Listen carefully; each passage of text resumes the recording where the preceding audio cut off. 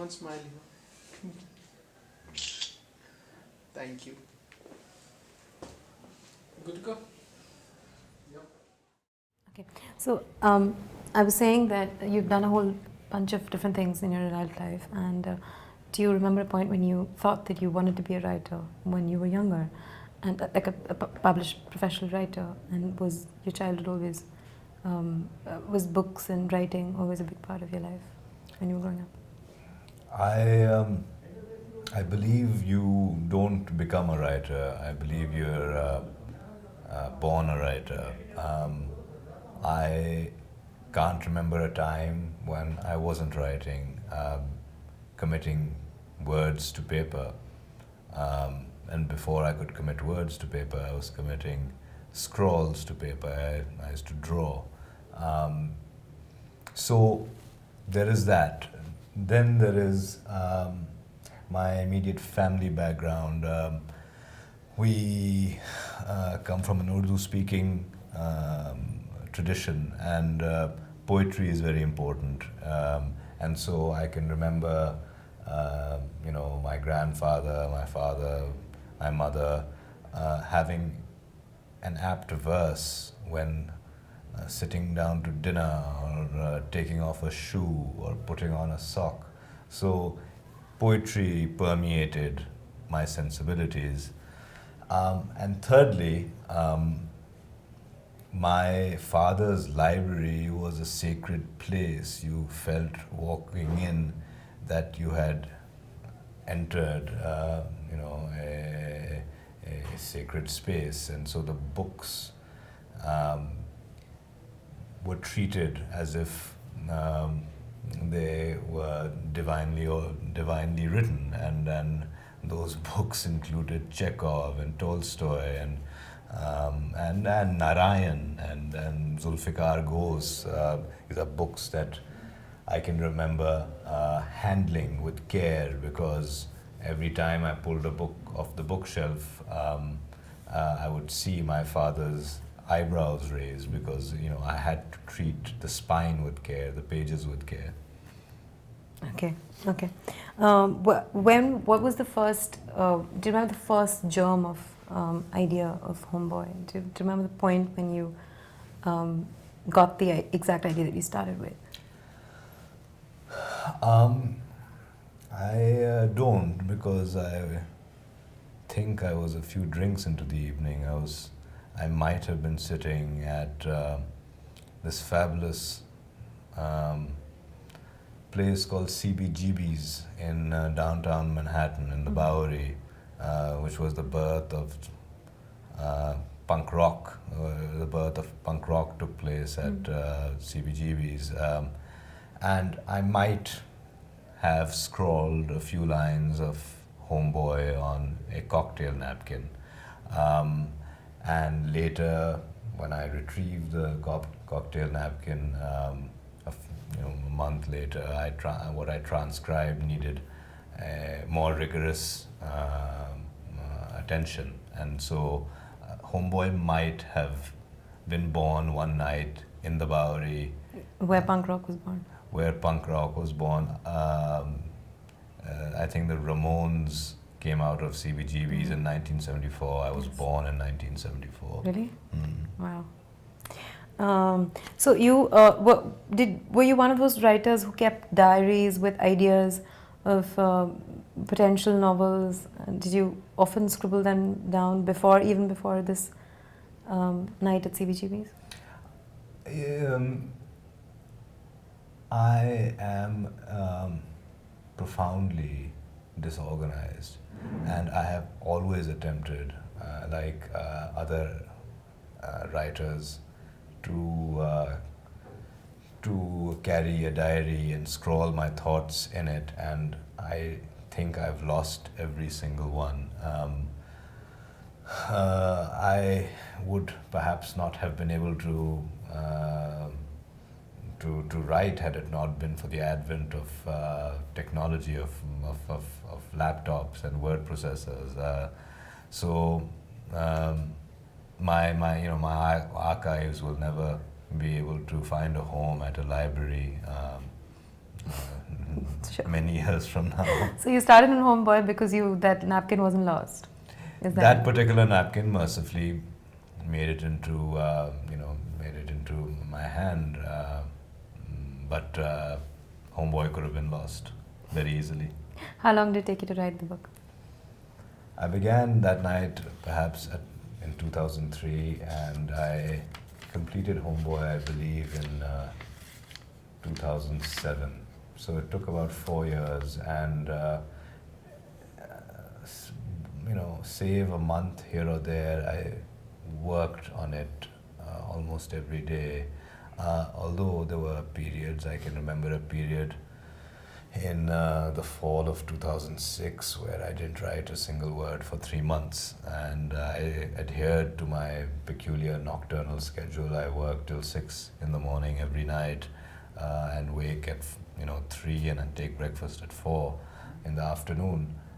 But there was a time when I would sit in front of my laptop and was unable to produce a single word. Actually, I'll come back to this question. You say you've been writing from a very young age. Did you ever try to write a novel before? I believe in class 4, I self-published a novel. I put together loose sheafs of paper, stapled them in the middle 3 times, and wrote not a novel but a collection of short stories, vaguely inspired from Gulliver's Travels. That's very impressive. Did someone from your family preserve that? Strangely, you are. I mean, nobody else has brought this up, but strangely, this manuscript surfaced maybe 3-4 months ago.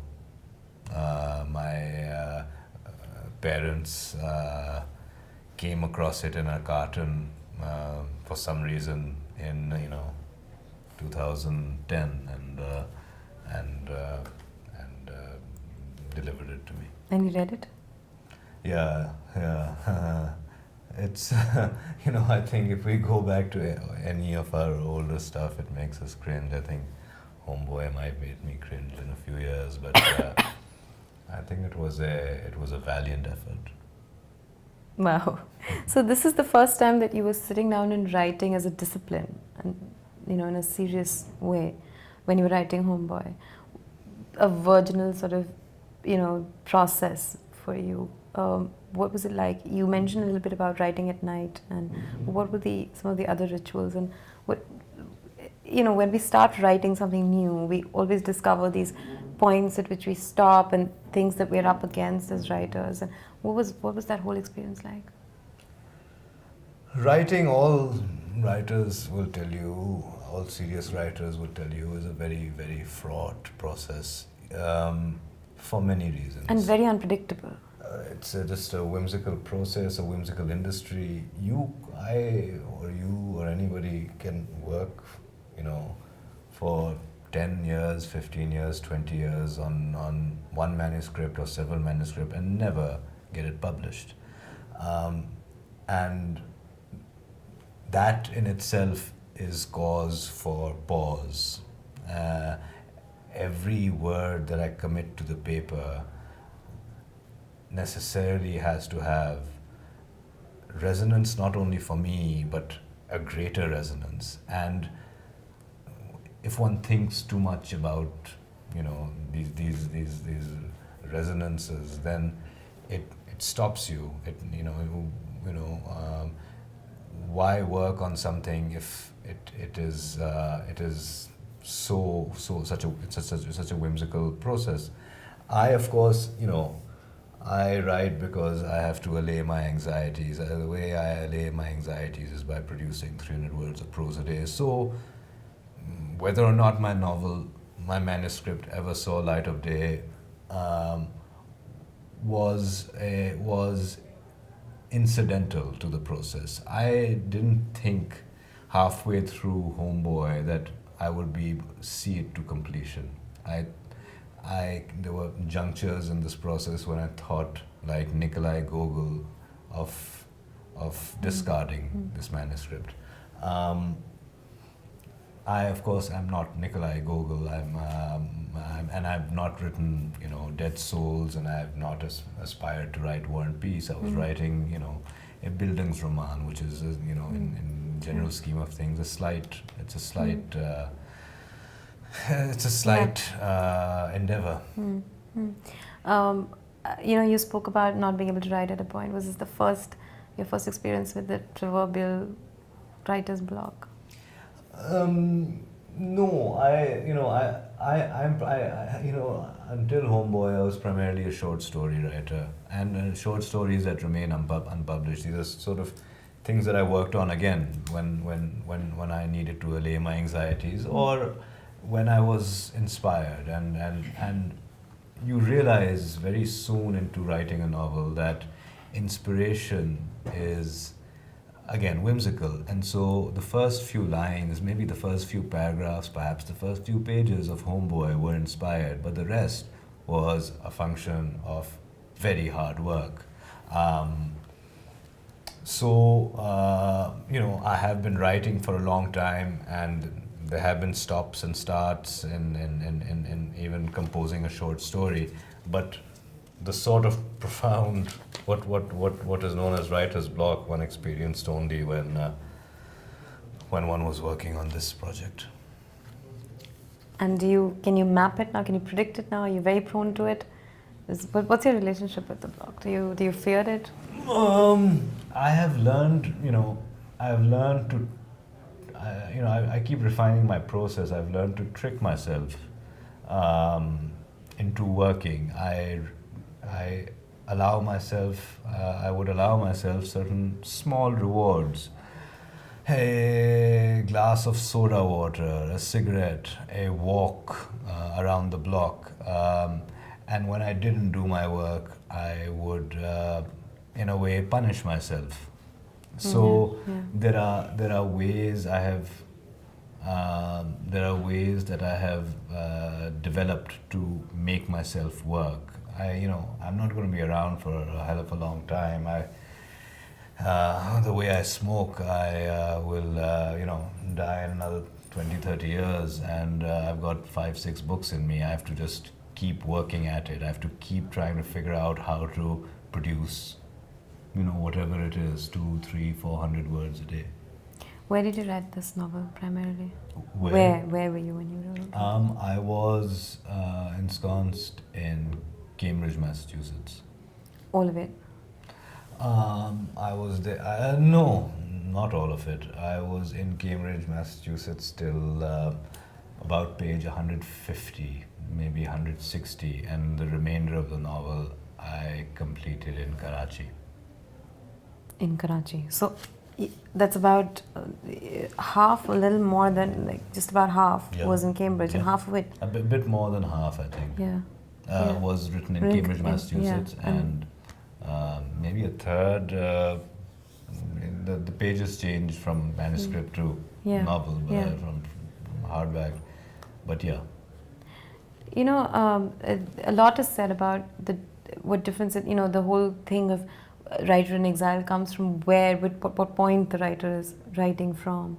And it's very fascinating to me that you wrote half the novel in Cambridge, Massachusetts, and half of it. And does it matter? Do you think it matters? Your distance from the setting or the subject? Yes, of course. That's an apt observation. I think place informs perspective. But you must understand that, Homeboy is a work of fiction, and, it doesn't mirror my life. Sure. It is, I employ the Bildungsroman, the coming of age story, as a tool to come at a great, historical change, a tragedy. And so there are other tools at my disposal, but this particular one, the coming of age story and the immigrant trope are used in service of of addressing history. Yeah. But so you're saying, no, sure, but you know, you're constantly feeding off an environment. There's one thing, you know, even as a journalist, and that's something else that you do, that you finish from a source and then you go back to write. But if there's constant input, you know, you're constantly perhaps, you know, it's sort of interfering, and there's interference in the process of consolidation, right? Was that ever a problem? Was it an asset that you were, you know, in one or the other place? Yes, sure. Cambridge, Massachusetts is horribly cold for 9 months of the year. It's a place that doesn't have the energy of a large city like Delhi, like New York, like Karachi. And there are, you know, it is a picturesque place, and has got the highest, you know, one of the highest PhDs per capita in perhaps the world. So in some ways it's wonderful. Cambridge, Massachusetts, you know, allowed me to work on this novel with great devotion and dedication. I would not have been able to write Homeboy in New York City. And even in Karachi, which shares the energy of these large megalopolises, I had to sequester myself. And you know, I sequester myself by staying up till 6 in the morning and not really participating in life during the day. So it was easier. It was easier to write in Cambridge, Massachusetts. I was recently on a residency in Iowa City, Iowa, and I made terrific progress on my second project. But now I'll be returning to Karachi, and Karachi offers a sort of energy that I have to contend with. Sure. No, it's really interesting you bring this up, because a whole lot of older writers, you know, there's this connection drawn between their work or their poetry and the weather, the landscape that they were working from. I mean, not just even someone like Annie Proulx. I mean, there's a whole bunch of, but in today's generation, I mean, the way we live, we can almost cut the environment off, because, you know, there's, we don't even need to step out to socialize, you know, there's a whole lot of stuff available to you in a room, and you can, but it's interesting that you bring this up in today's time, that the writer is still susceptible to the energies of the city or of the place. Tell me something, you've grown up all over the place, you studied in the US, I believe, even as a child, you were traveling. 2 years, yes. And then you studied abroad, then you came back to Karachi, you know, so all of that. For a person like you, what does home mean? What does home mean to you? I am a card-carrying Pakistani. I feel at home in Karachi because I can eat nihari every night. I can listen to qawwali. I like the smell of salt in the breeze in the evening. So there are things, these things define home in my head. And yet I'm also an... So you're saying the cultural familiarity, the things you're used to while growing up, Sure. define home for you. And at the same time, I'm an urban creature, so I feel at home in cities. I felt at home in Delhi for the first time in 2005, and I feel at home in New York or Washington DC. I don't feel at home in I didn't quite feel at home in Iowa, which is in the hinterland of the United States of America, and I wouldn't feel at home in Quetta or in rural Balochistan. I need a city to sustain me. I need the infrastructure a city offers.